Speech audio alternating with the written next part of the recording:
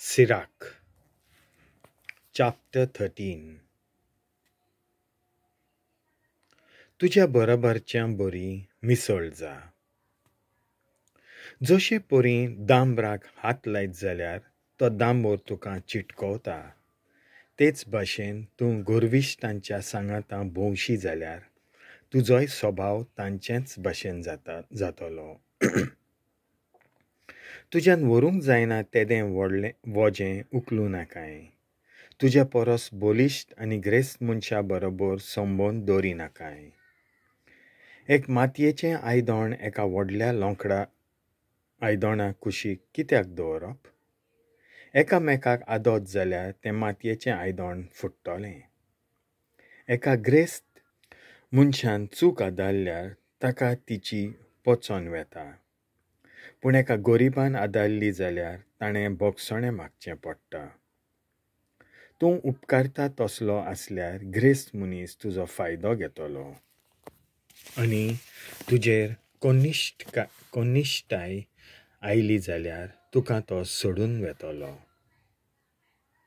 तुज्या लागीं भरपूर आसा तर तो तुज्या सांगाताक जियेतलो. मात्तूय दुबाव पडोंक दिनासतना तो तुका पोश्यार कोत्तलो. ताका तुजी गरज? तो तुका आपल्या हांश्यांनी आनी मोगाळ उतरांनी भुलयतलो. तुजो बोरवांसो वाडयतलो. तो गोड गोड उतरांनी उलयतलो आनी तुका कितें जाय काय म्हणून विचारतलो. आपल्या जेवणाच्या मेजार तो तुका किरकोळ कोत्तलो आनी तुका 2-3 पावटी पोश्यार केल्या उपरांत अखेरेक तो तुका केणटलो आनी उपरांत तूं ताका दिश्टी पडल्यार तो तुका वळखो नासलोले भाशेन वागतलो आनी कुशीन सोरोन वेतलो. चोत्राय दवर आनी तूं फसों नाकाय आनी तुज्याच मुर्खेपणान तुका हिंसावन घेनाकाय. एका व्हडल्या मनशान तुका आपणांगेर आपयलो जाल्यार मातसो फाटीं सर, तो तुका आनिकूय आग्रो करून आपयतलो. पयलोच फुडलो जागो घेनाका म्हणजे तुका फाटीं धाडची नात. तो तुका बाजूक दवरता जाल्यार कुशीक रावनाकाय. तो तुका विसोत्तलो. तूं ताका आपल्या बरोबरचो मान दिनाकाय. ताच्या उतरांच्या लोटांचेर पातये नाकाय, कित्याक हें सगळें उलोवणें तुजी परिक्षा करचे खातीर ह्या आस्त्या मुखामोळा भितर तो तुजें वजन कोत्ता. जो कोण मीठ मसालो लावन चाडयो सांगता तो काकूत नासलोलो. तो तुका दुखोवंक आनी कोयदी कान्यांत घालूंक फाटीं सोदचो ना. शिटूक राव, सांबाळून पावळ घाल, कित्याक तूं जुल्मी लोकांच्या सांगाता वावुरताय.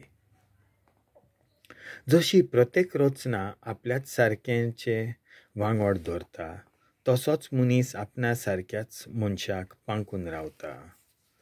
जशे पोरी एके जातीचीं जनावरां बरोबर भोंवतात तशेंच एकाच स्वभावाचे मनीसूय एकामेकाच्या सांगातांत आसात. जसो एका लांगड्या आनी मेंढऱ्या भितर समजूत आसना तसोच एका पातक्या आनी धर्मीक मनशा मोदें आसूंक फावना.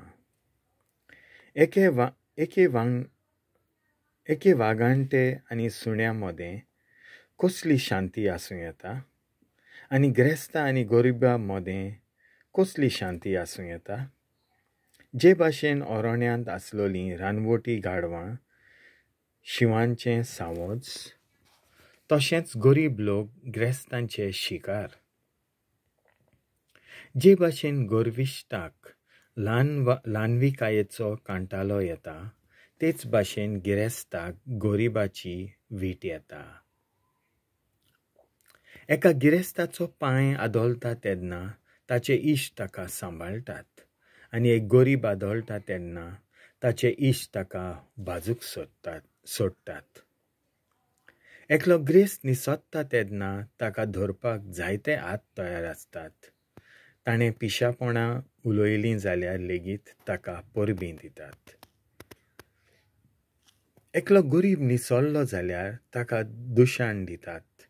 तो कितलेंय शाणेपण उलोवं ताचें कोणूच कानार धरिनात.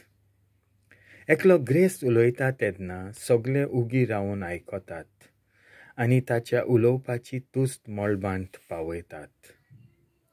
पूण एक गरीब उलयता तेन्ना तो कोण रे असो सगळेच प्रस्न कोत्तात आनी तो उलयतना घुसपलो जाल्यार ताका सामकोच घुसपावन ताका नाका संवसार करून सोडटात.